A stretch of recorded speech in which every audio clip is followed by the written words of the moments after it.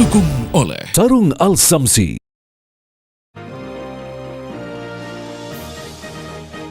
Jumlah korban meninggal dunia akibat banjir bandang di Denpasar, Bali bertambah menjadi 14 orang.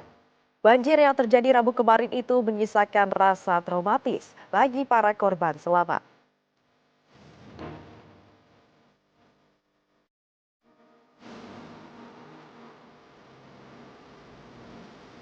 Proses evakuasi 4 korban kecelakaan helikopter PKIWS berlangsung dramatis. Untuk membantu proses evakuasi, petugas dilengkapi sejumlah alat pendukung.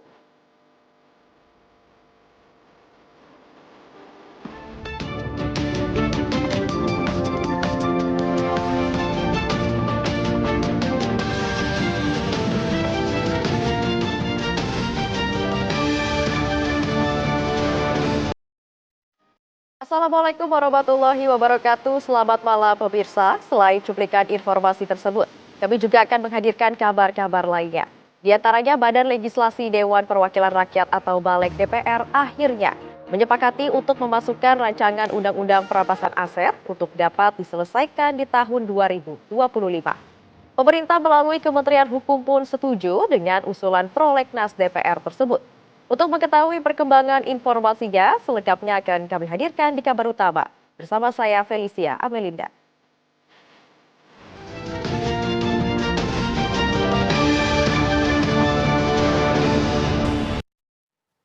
Kita awali informasi pertama, pemirsa. Satu pengendara sepeda motor tewas setelah tertabrak pengendara motor trail yang berkendara ugal-ugalan di Jalan Gunung Guntur, Balikpapan, Kalimantan Timur.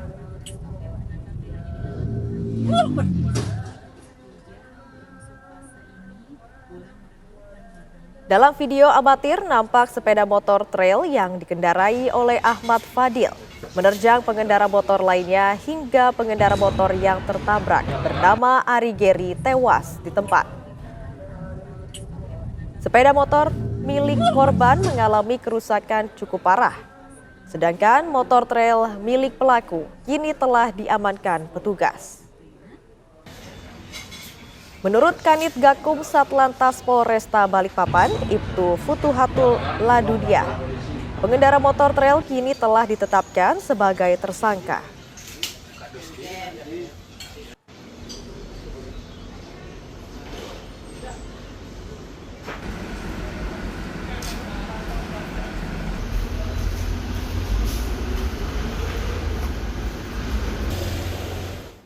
Seorang pria yang menyamar menjadi perempuan berupaya merampas mobil milik seorang perempuan pegawai otoritas Bandara Internasional Sultan Hasanuddin. Seketika pengamanan area bandara mengejar pelaku yang kemudian menabrakkan mobil korban ke pohon. Apa ini? Dikejar. Kenapa dikejarin? Kejar-kejaran sengit terjadi di jalan masuk Bandara Internasional Sultan Hasanuddin Maros, Sulawesi Selatan. Seorang pria bersarung dan berkerudung putih terlihat mencoba lari dari kejaran petugas bandara.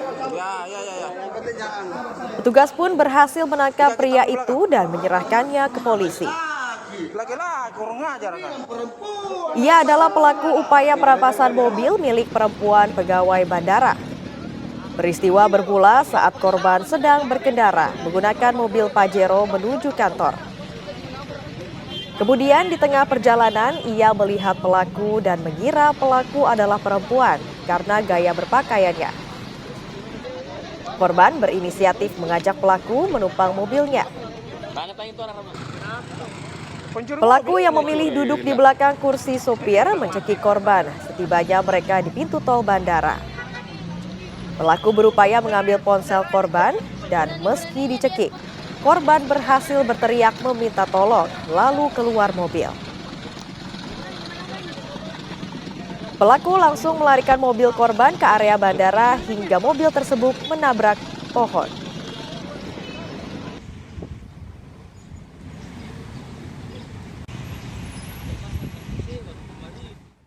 Beralih ke kabar lainnya, pemirsa, banjir bandang melanda Kabupaten Lampung Barat. Sedikitnya 5 rumah warga hanyut, terbawa arus banjir dan puluhan warga mengungsi. Banjir bandang melanda Desa Banding Agung, Kecamatan Suwoh, Kabupaten Lampung Barat. Banjir terjadi akibat hujan deras dengan intensitas tinggi hingga membuat sungai meluas. Luapan air sungai merendam permukiman warga hingga 1 meter. Beberapa fasilitas umum ikut terendam dan banjir bandang menghanyutkan 5 rumah warga. Selain itu, beberapa rumah lainnya mengalami kerusakan dan puluhan warga terpaksa mengungsi. Ini pom bensin nih. Petugas BPBD dan Satpol PP diterjunkan untuk melakukan evakuasi warga dan mendirikan posko darurat. Material longsor juga dilaporkan menutup akses jalan penghubung antar desa, sehingga kendaraan tidak bisa melintas. Petugas masih berupaya membersihkan material longsor dan membuka jalur akses. Nah, lihat. Sekolahan Sukamaju. Pengungsi. Hah? Nengumah. Hari kedua pencarian korban musibah banjir bandang, tim SAR gabungan kembali menemukan 4 jenazah di Waduk Muara Tukat, Badung, Kamis pagi. Keempat jenazah yang seluruhnya perempuan ditemukan di rawa-rawa terbawa arus banjir. Memasuki hari kedua operasi pencarian dan penyelamatan korban banjir bandang, tim SAR gabungan memfokuskan pencarian dari titik awal kejadian hingga Waduk Muara Tukat, Badung. Di pencarian hari kedua ini, sebanyak 4 jenazah korban banjir ditemukan di Waduk Muara Tukat, Badung. Awalnya, tim mendapat laporan dari nelayan adanya penemuan 2 jenazah di rawa-rawa Muara Tukat, Badung. Setelah dilakukan evakuasi, 2 jenazah lainnya kembali ditemukan petugas. Keempat jenazah yang ditemukan seluruhnya adalah perempuan. Salah satu korban ditemukan kartu koperasi atas nama Nyoman Sari, sedangkan 3 jenazah lainnya tak ditemukan kartu identitas. Keempat jenazah langsung dievakuasi ke Rumah Sakit Prof. Ngurah untuk selanjutnya dilakukan proses identifikasi.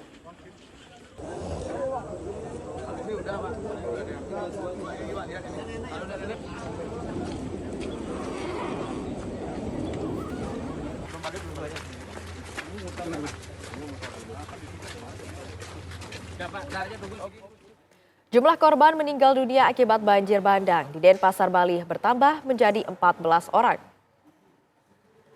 Banjir yang terjadi Rabu kemarin itu menyisakan rasa traumatis bagi para korban selamat.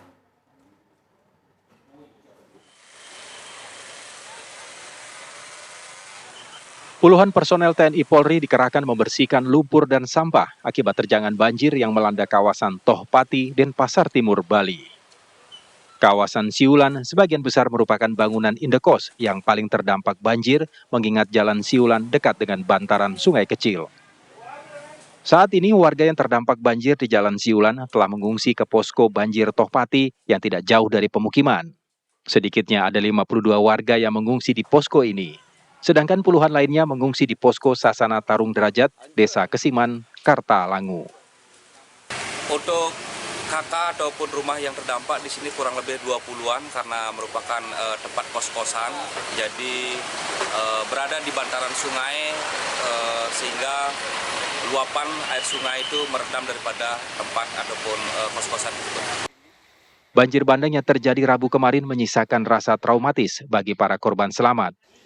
Sejumlah rumah di Jalan Wiraraja, Kecamatan Ubung, Denpasar Utara, rusak parah akibat diterjang banjir. Dari belasan mobil warga yang bertumpuk dan terbalik, terlihat besarnya kekuatan banjir yang menerjang wilayah tersebut. Menurut korban banjir, ketinggian banjir bandang hingga seatap rumah. Meski air sudah surut, namun banyak warga masih trauma, khawatir kejadian serupa terulang kembali. Ada trauma setiap saya mau tidur ataupun menjemin mata itu, saya ngerasa kayak saya tuh terbawa arus gitu, karena saya nggak pernah, saya tuh bisa berenang, tapi arusnya itu sangat kencang, jadi ternyata bisa berenang pun nggak memungkinkan kita untuk bisa selamat di bawah arus gitu. Saya sampai hari ini masih trauma, Pak. Masih trauma. Apalagi anak-anak saya. Ya masih trauma lah. Sama istri juga trauma, dengar-dengar bunyi krek-krek aja udah was-was sekali. Karena suara air tuh kayak udah nggak bisa kebayang. Kayak dilihat derasnya itu, udah arusnya itu. Kencang sekali ya deras. Warga berharap adanya bantuan dari pemerintah dan instansi terkait untuk membantu membersihkan rumah mereka dari material banjir agar bisa dihuni kembali. Dari Denpasar, Bali, Alfani Syukri, Aris Wianto, TV One mengabarkan. Kepala BNPB Letjen Suharyanto buka suara soal penyebab banjir yang melanda sejumlah wilayah di Bali. Menurut Suharyanto, fenomena cuaca global berupa gelombang Rossby dan gelombang Kelvin menjadi pemicu utama bencana tersebut. Berikut pernyataan Kepala BNPB Letjen Suharyanto kepada TV One siang tadi. Mungkin bagi Bali ini 5-10 tahun baru kali ini terjadi banjir besar. Dan seharusnya juga memang bulan-bulan ini juga tidak musim hujan. Nah, ini ada fenomena alam yang adanya gelombang badai Moresby dan Kevin yang melanda. Sehingga curah hujannya sampai 385 mm. Kalau BMKG bilang itu curah hujan Bali setiap hari itu jadi 1, selama sebulan jadi 1 kemarin. Waktunya 24 jam sehingga ya akibatnya cukup masif. Tapi berdasarkan prediksi BMKG ini sudah lewat ya. Jadi kita lihat cuaca di luar. Dan pemirsa, untuk mengetahui informasi terbaru banjir bandang di Bali sudah ada rekan Alfani Syukri di sana. Selamat malam Alfani, apa informasi terbaru dari bencana di Denpasar? Silakan. Ya, Pak Elisia dan juga pemirsa dapat saya kabarkan bahwa upaya pencarian satu orang korban yang bernama Ibu Maimunah yang dilakukan sejak Rabu kemarin hingga malam ini ternyata membuahkan hasil di mana jasad Ibu Maimunah sendiri telah ditemukan di 50 meter dari reruntuhan ruko yang ia tempati bersama keluarganya. Dengan penemuan jenazah Ibu Maimunah sendiri, total jumlah korban meninggal dunia bisa diupdate menjadi 15 orang dan 1 orang masih dalam pencarian. Dan hingga saat ini proses pencarian terhadap 1 orang korban yang belum ditemukan atau telah dilaporkan hilang oleh pihak keluarga sendiri untuk sementara dihentikan dan nantinya akan dilakukan pencarian melalui penyisiran di Sungai Badung sendiri. Felicia. Ya, Alfani, mengenai kerusakan dari rumah-rumah warga dan juga fasilitas umum lainnya, bagaimana kondisinya sekarang? Ya, hingga Rabu pagi, siang bahkan sore tadi, ada beberapa rumah warga yang masih tergenang lumpur dan air banjir, di mana mereka berharap adanya bantuan dari pihak pemerintah maupun instansi terkait untuk membantu mereka untuk membersihkan lumpur maupun air banjir yang menggenangi rumah mereka. Namun ada di beberapa titik tadi pihak TNI maupun Polri dibantu dengan masyarakat sendiri telah mulai melakukan pembersihan di rumah-rumah warga dan fasilitas umum untuk membantu kelancaran di mana seperti pasar, kios-kios dan warung-warung milik warga agar segera bisa buka kembali. Felicia. Ya, Alfani, mengenai penanganan dari banjir ini seperti apa dan juga kondisi di pengungsian seperti apa bagi para korban yang diungsikan? Ya, dari data Pemkot Denpasar sendiri menyatakan bahwa sebanyak 5 tempat atau 5 titik merupakan titik pengungsian yang telah ditetapkan oleh pihak Pemkot Denpasar, di mana dalam 5 titik tersebut sebanyak 200 orang yang masih mengungsi dan rencananya pengungsian ini akan terus dibuka hingga 5 hari ke depan. Dan berbicara terkait dengan fasilitas yang diberikan oleh pemerintah untuk para pengungsi sendiri sebenarnya sudah memadai, di mana pihak BNPB dari pemerintah di Kota Denpasar, Provinsi Bali juga telah menyalurkan berbagai bantuan berupa selimut, tempat tidur, makanan, hingga kebutuhan anak-anak dan orang tua. Demikian, Felicia. Baik, terima kasih banyak Alfadi Syukri atas laporan Anda. Selamat bertugas kembali dan hati-hati di sana. Pemirsa, seorang pria di Pandeglang, Banten diduga membunuh istri dan anaknya yang masih berusia 10 bulan. Informasi selengkapnya sesaat lagi.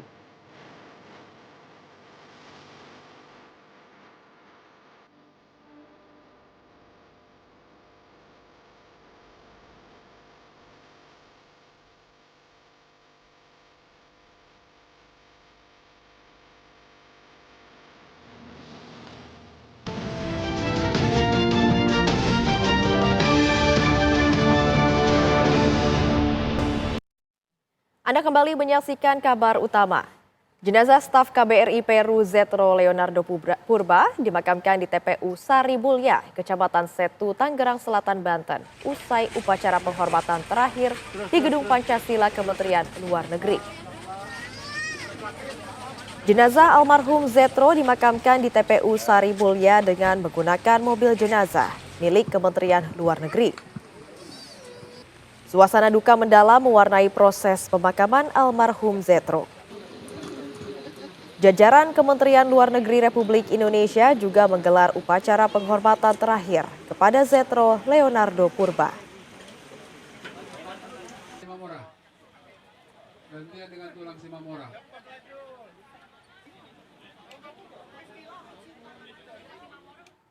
Empat korban kecelakaan helikopter PKIWS berhasil dievakuasi ke Timika, Papua.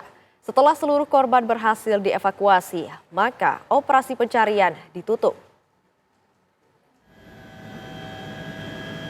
Tim gabungan dari SAR, TNI Polri, dan PT Intan Angkasa melakukan evakuasi 4 korban jatuhnya helikopter PKIWS di Pegunungan Jila, Kabupaten Mimika, Papua Tengah. Keempat jenazah tiba di Bandara Boses Kilagin, Timika. Selanjutnya dibawa ke RSUD Mimika untuk dilakukan visum. Keempat korban adalah Eko Puja yang merupakan pilot, Sudiarman, teknisi, Zulkifli, karyawan PTT, dan Hermawan, PAM PTT. Setelah dilakukan visum, jenazah para korban akan diserahkan ke pihak keluarga. Korban yang pertama kali ditemukan adalah pilot dan pilot. Kedua korban tersebut berjarak kurang lebih 5 meter dari helikopter. Nah, yang ditemukan pertama kedua korban tersebut dievakuasi. Kemudian setelah itu kedua korban lagi ditemukan kurang lebih 20 meter. Keempat korban tersebut berpencar di sekitar bodi helikopter yang sudah dalam keadaan terbakar. Seorang pria di Pandeglang, Banten diduga membunuh istri dan anaknya yang masih berusia 10 bulan. Pihak kepolisian untuk sementara menghentikan perkara tersebut lantaran pelaku tewas setelah mengakhiri hidupnya sendiri.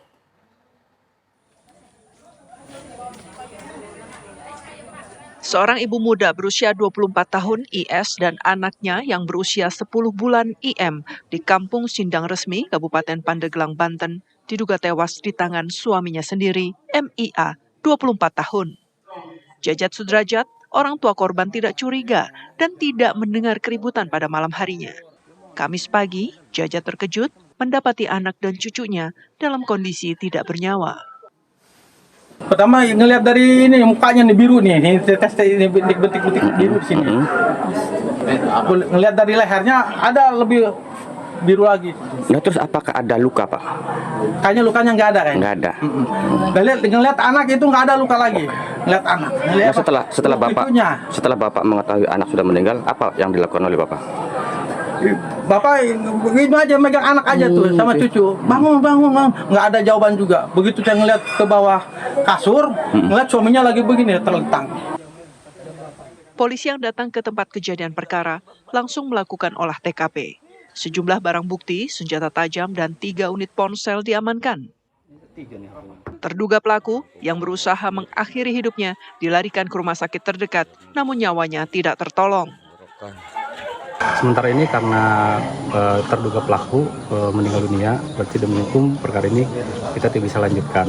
Tapi kalau misalkan di kemudian hari memang terdapat pembuktian atau ada pelaku lain, mungkin berkaitan pidana ini kita akan lanjutkan. Ada upaya untuk otopsi kan? Sementara untuk otopsi tadi kita sudah tanyakan kepada pihak keluarga sendiri menolak, sehingga membuatkan pernyataan penolakan untuk dilakukan otopsi sendiri. Pihak kepolisian akan melanjutkan perkara pembunuhan ini jika ditemukan bukti baru dan kemungkinan tersangka lain. Dari Pandeglang, Banten, Andre Sopyan, TV One, mengabarkan. Badan Legislasi Dewan Perwakilan Rakyat atau BALEK DPR akhirnya menyepakati untuk memasukkan rancangan Undang-Undang Perampasan Aset untuk dapat diselesaikan di tahun 2025. Informasi selengkapnya usai jeda berikut.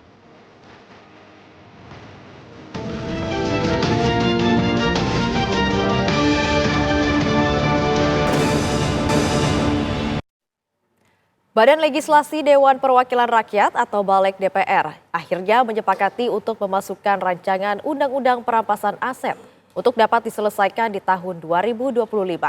Pemerintah melalui Kementerian Hukum pun setuju dengan usulan prolegnas DPR tersebut.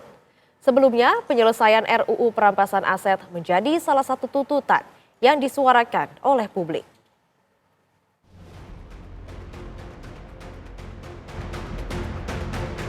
Rancangan Undang-Undang RUU Perampasan Aset secara resmi diusulkan masuk dalam program legislasi nasional tahun 2025 setelah dilakukan perubahan. Dalam rapat yang digelar bersama Menteri Hukum Supratman Andi Aktas di Kompleks Parlemen Senayan, DPR RI menjadi pihak yang mengusulkan RUU Perampasan Aset untuk dapat segera diselesaikan. Menkum Supratman menyatakan pemerintah setuju dengan usulan DPR tersebut. Jadi RUU tentang perampasan aset, terima kasih karena pemerintah juga sebenarnya sudah siap dan hari ini kita harus memberi apresiasi yang luar biasa kepada DPR karena memenuhi janji untuk mengambil alih penyusunan draft RUU tentang perampasan aset. Nanti naskah akademik maupun juga materi RUU-nya kita boleh saling sharing nanti. Ketua Badan Legislasi DPR RI Bob Hasan menyampaikan, RUU Perampasan Aset ditetapkan menjadi usulan dari DPR agar tidak lagi menimbulkan polemik.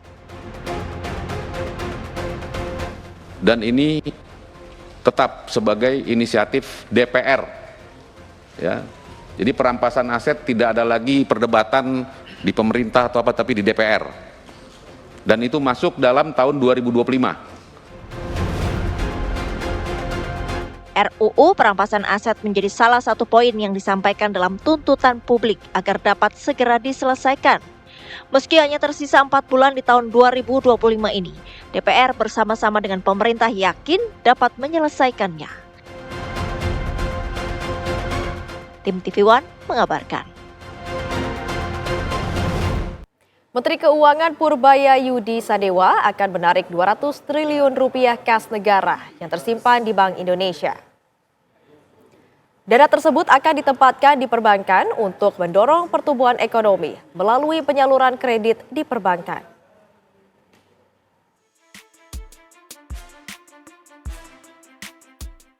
Menteri Keuangan mulai menjalankan kebijakan keuangan untuk mendorong pertumbuhan ekonomi.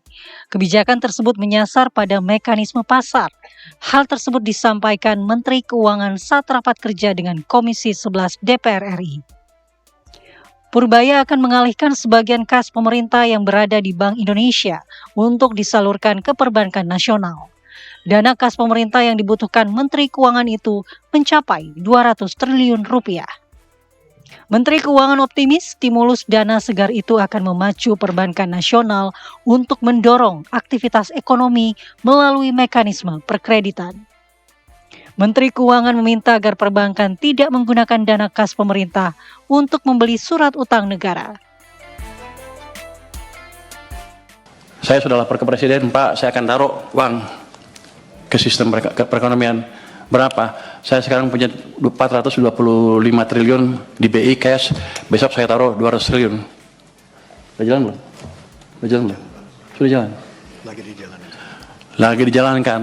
Kalau itu masuk ke sistem, dan saya nanti sudah minta ke Bank Sentral, jangan diserap uangnya. Biar aja kalau Anda menjalankan kebijakan moneter, kami dari sisi fiskal yang menjalankan sedikit. Tapi nanti mereka juga mendukung. Artinya, ekonomi akan bisa hidup lagi. Nanti, itu sisi private side dari kebijakan moneter, dari kebijakan fiskal.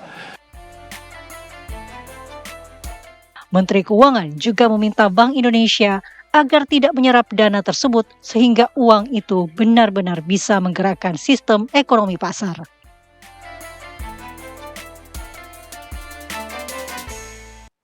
Usai rapat dengan DPR, Menteri Keuangan Purbaya Yudi Sadewa langsung bertemu Presiden Prabowo Subianto di Istana Merdeka, Jakarta pada Rabu malam. Pertemuan tersebut membahas progres anggaran pendapatan dan belanja negara atau APBN. Purbaya melaporkan kepada Presiden hasil proses diskusi anggaran dengan DPR. Ia pun menyebut kemungkinan akan adanya perubahan anggaran di RAPBN 2026. Menurut Menteri Keuangan, Presiden Prabowo juga menyetujui ide Purbaya untuk menarik 200 triliun rupiah uang pemerintah yang disimpan di Bank Indonesia.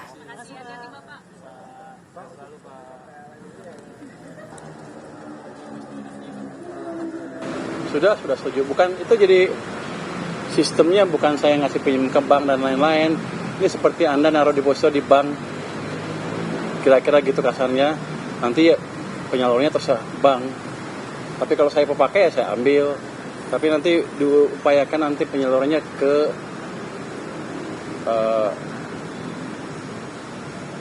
bukan dibelikan sun lagi, atau satu lagi tidak, saya lupa, sun, dan kita minta ke BI tidak diserap uangnya. Jadi uangnya betul-betul ada sistem perekonomian sehingga ekonominya bisa jalan. Itu supaya bank lebih banyak menyalurin kredit ke masyarakat atau ke perusahaan. Tujuannya supaya bank punya duit banyak cash tiba-tiba dan dia nggak bisa naruh di tempat lain selain dikreditkan. Jadi kita memaksa market mekanisme berjalan. Ya, inflasi terjadi kalau pertumbuhannya di atas laju pertumbuhan potensial. Kita 6,5 atau lebih. Kita masih jauh dari inflasi. Jadi kalau saya injek stimulus ke perekonomian, harusnya kalau ekonominya masih di bawah di 5%, masih jauh dari inflasi. Itu yang disebut demand pull inflation, dan itu masih jauh dari situ kita. Komisi 3 DPR kembali menggelar uji kepatutan dan kelayakan calon Hakim Agung dan Hakim ad hoc HAM untuk Mahkamah Agung tahun 2025 hari ini di Gedung DPR RI Senayan, Jakarta.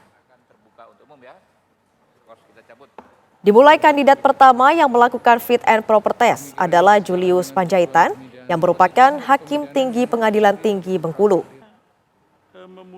Julius membacakan makalah selama 1 jam dan diikuti dengan sesi tanya jawab terhadap pemikiran dalam makalahnya yang mengangkat tentang keadilan restoratif dengan tujuan pemidanaan.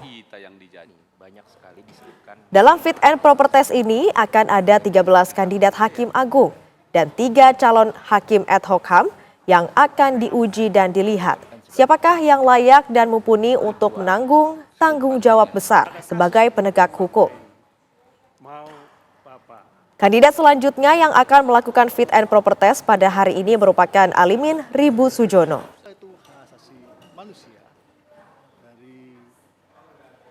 Menjatuhkan hukuman mati.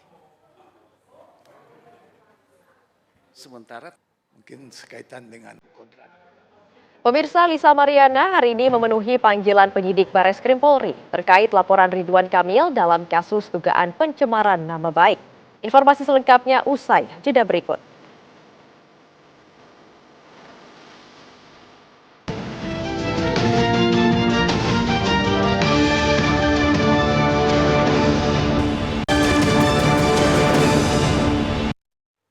Terima kasih Anda masih menyaksikan kabar utama. Pemirsa, heboh anggaran tunjangan perumahan DPRD Jawa Barat yang mencapai 62 hingga 71 juta rupiah per bulan. Usai viral dan ramai, DPRD Jawa Barat pun siap dievaluasi.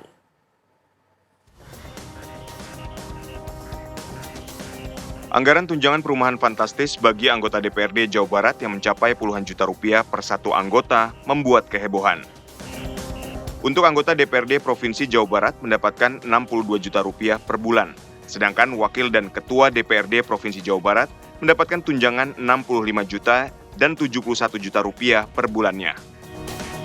Total anggaran tunjangan perumahan bagi anggota DPRD Jawa Barat tahun 2025 mencapai 89,3 miliar rupiah. Sekretaris Daerah Jawa Barat siap mengevaluasi kebijakan yang mengatur tunjangan perumahan DPRD Jawa Barat.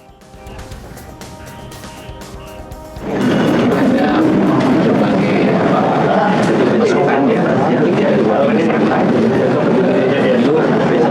Tugas kami adalah melakukan review dan evaluasi, dan dalam hal ini menjadi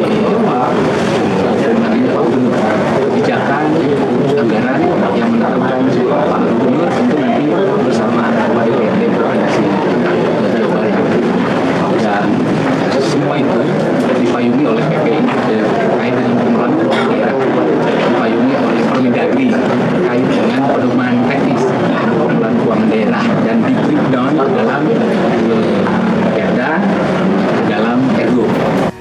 Sementara itu, Wakil Ketua DPRD Jawa Barat Ono Surono menekankan, DPRD Jawa Barat siap dievaluasi soal jumlah tunjangan perumahan yang bersumber dari APBD itu.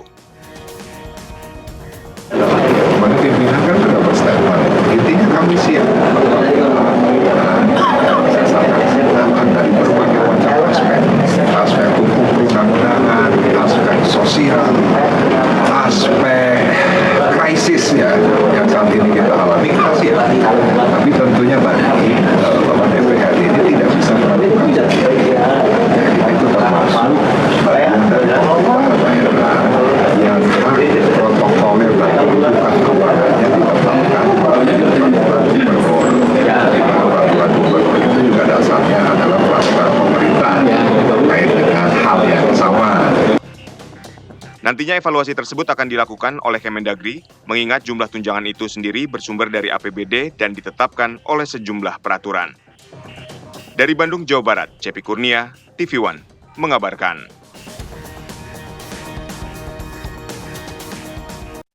Beralih ke kabar lainnya, pemirsa, Lisa Mariana hari ini memenuhi panggilan penyidik Bareskrim Polri terkait laporan Ridwan Kamil dalam kasus dugaan pencemaran nama baik. Lisa hadir untuk memberikan keterangan didampingi oleh kuasa hukumnya. Kuasa hukum Lisa, John Boy Nababan, menegaskan kehadiran kliennya kali ini merupakan bukti itikat baik untuk memberikan keterangan. Sebelumnya, Lisa Mariana sempat 2 kali mangkir dari panggilan penyidik.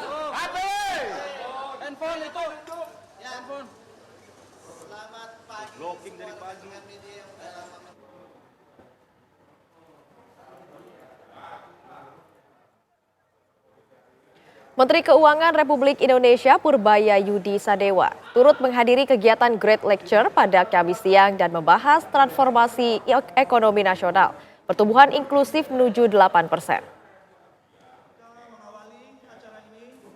Dalam sambutannya, Purbaya menyebut mesin ekonomi swasta dan pemerintah harus bergerak untuk bisa mencapai 8% pertumbuhan. Menteri Keuangan Purbaya memberikan sikap realistis namun optimis.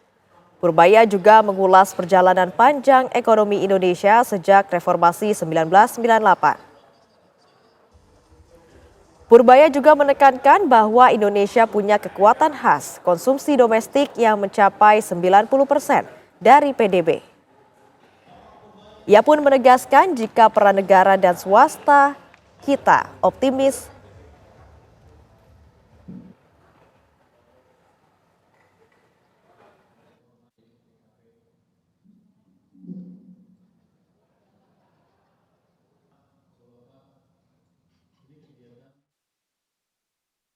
untuk mengendalikan ini.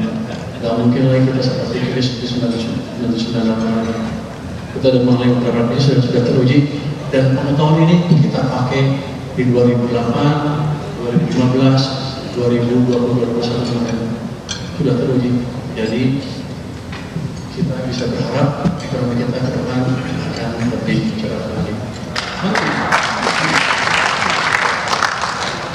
masih bisa perbaiki ya 6 sampai 5,5% bisa lah kira-kira, tapi bisa lebih cepat. Baru kita perbaiki engine yang lain. Dulu ini kan quick win. Sebelum udah kelihatan tuh. Pas kita mulai berkarya semuanya, nanti kita cari engine yang lain yang semakin mengefisiensikan pergerakan ekonomi kita. Pemirsa, jangan kemana-mana, kabar utama akan segera kembali usai jeda berikut. Tetaplah bersama kami.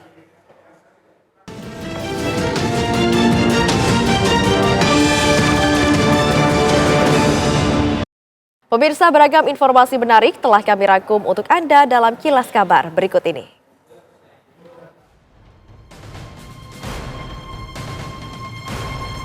Jumlah korban meninggal dunia akibat banjir bandang di Denpasar, Bali bertambah menjadi 14 orang.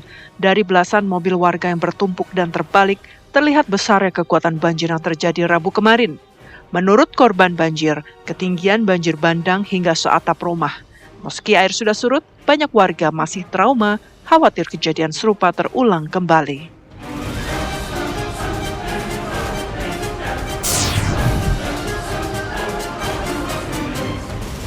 Badan Legislasi Dewan Perwakilan Rakyat Balik DPR akhirnya menyepakati untuk memasukkan rancangan Undang-Undang Perampasan Aset untuk dapat diselesaikan di tahun 2025. Pemerintah melalui Kementerian Hukum pun setuju dengan usulan prolegnas DPR tersebut.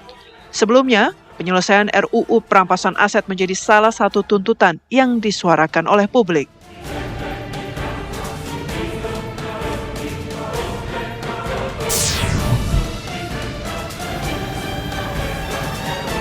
Tim gabungan dari SAR, TNI Polri, dan PT Intan Angkasa melakukan evakuasi 4 korban jatuhnya helikopter PKIWS di Pegunungan Jila, Kabupaten Mimika, Papua Tengah.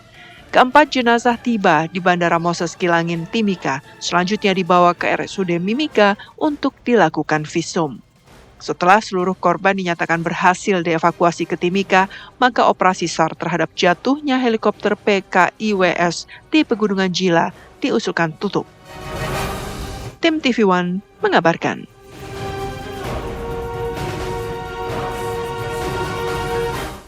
Pemirsa, informasi tadi sekaligus menutup perjumpaan kita pada malam hari ini. Sesaat lagi Anda akan menyaksikan program kabar hari ini bersama Prita Zega. Saya Felicia Melinda mewakili kru yang bertugas pamit undur diri. Terima kasih, selamat malam, sampai jumpa.